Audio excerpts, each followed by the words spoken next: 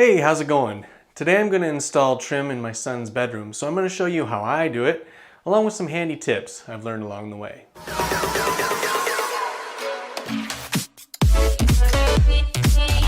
Welcome back. I'm Chris Kuzak, and on this channel I cover DIY projects and homeowner solutions to everyday problems. So if you're new here, it might be a good idea to subscribe. It's completely free. Last episode, you saw me install a new vinyl plank floor in my son's room. Well, today I need to add the finishing touch of putting trim around the doors and window, as well as baseboard trim. Now, I'm not a pro, but I'm going to share with you some tips that seem to work well for me. Naturally, after installing a new floor, it can be easy to get excited about adding baseboard trim to get the finished look. But it's important to start with the door and window trim first. This is referred to as casement trim. Now, you'll notice that the casement trim is usually a little thicker than baseboard because baseboard trim butts up against the side of the door's casement trim. It needs to be thicker to give it that clean and finished look that we're all going for. With casement trim, the first step is to decide how much of a reveal you want to have. The reveal is the part of the door jamb or windowsill that is showing just before you get to the edge of the casement trim. Most people typically choose 1/8 of an inch, but some may want a little more. Personally, I like anywhere between 1/8 and 1/4 of an inch, but it's really an individual preference. The first piece of trim on a door is always the head or top of the door. I measure the opening of the door and then add the reveal to both sides, which for my preference, remember, would be around 1/4 of an inch in total. The head trim will have a 45-degree miter cut or angle cut on both ends. To know the total length your piece needs to be, simply add the width of the trim times 2. So in my case, I'm using 2.5-inch wide casement trim, so I will add 5 inches. When cutting trim, there are 2 possible ways of doing it. You can do it by hand using a handsaw and a miter guide, or you can use an electric miter saw. I'm sure you can figure out which method is superior.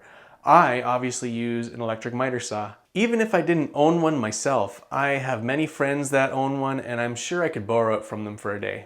Now that I have my measurements, I set the saw at a 45-degree miter, mark my measurements, and make the cuts. It's important to be as accurate as possible. Now there's a saying, do your best and caulk the rest. The least amount of caulking required to hide imperfections before painting is preferred. Now, if you're installing solid wood trim that you plan on staining rather than painting, there is even less room for error because you only have the option to use a little bit of wood filler because, it'll show through the stain. So when I make my cuts, I get right down in front of the blade and line up my mark. My saw is also equipped with a laser, but, I don't trust it 100% for trim. For rough cut framing, where there is more room for error, I'll use it, but, for trim, not really.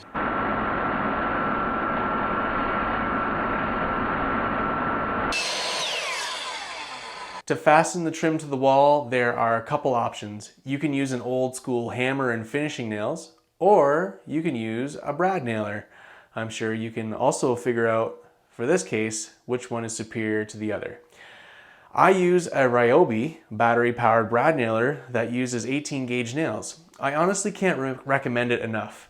I mean, you could get a brad nailer that connects to a noisy compressor, but this saves me time and hassle. Let me know in the comments below if you'd like me to review this tool. As for the nails, I use anywhere from 1.5 to 2-inch long nails. I want the nails to go through the trim, through the 1/2-inch drywall, and into the wall frame.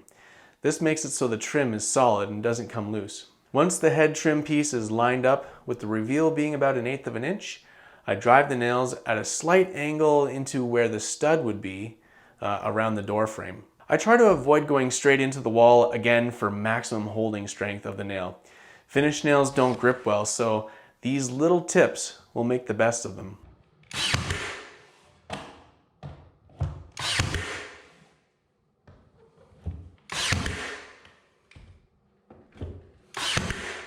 Next is to install the legs of the door trim.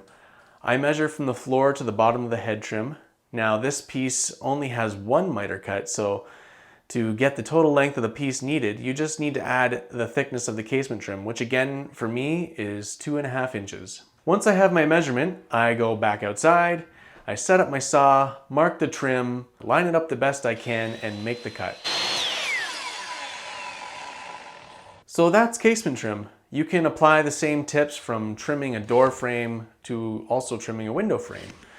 So I won't bore you with a repeat of that when it comes to the window behind me. So I'll fast forward to the baseboard trim now. I like to start at the door frame and make my way to the next wall, and then around the room from there. I start by measuring from the door trim that I just installed to the inside corner of the wall. Next, I take the measurement out to the saw, set it up with a 45-degree miter going sideways this time instead of vertically. When I cut the trim, I like to make sure that the finished side is facing up on the saw because it gives the cleanest cut on the part that shows. So in order to get the right marking on top of the trim, I subtract the thickness of the baseboard from my measurements. So for me, that's 1/2 inch.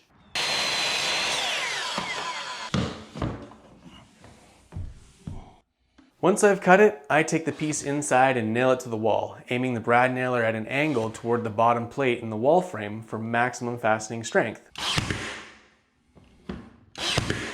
The next piece is on a wall that is too long for one piece to go all the way across. So in this case, I need to have a joint somewhere in the middle of the wall. When I do my joints, I like to cut them at a miter as well because it'll be less noticeable when I caulk and paint them. It just makes for a cleaner finished look. Well, I think that covers the basics of how to install trim and baseboard. If you've learned something from this, please like the video so YouTube knows to recommend it to others. I'd like to hear some of your suggestions or tips.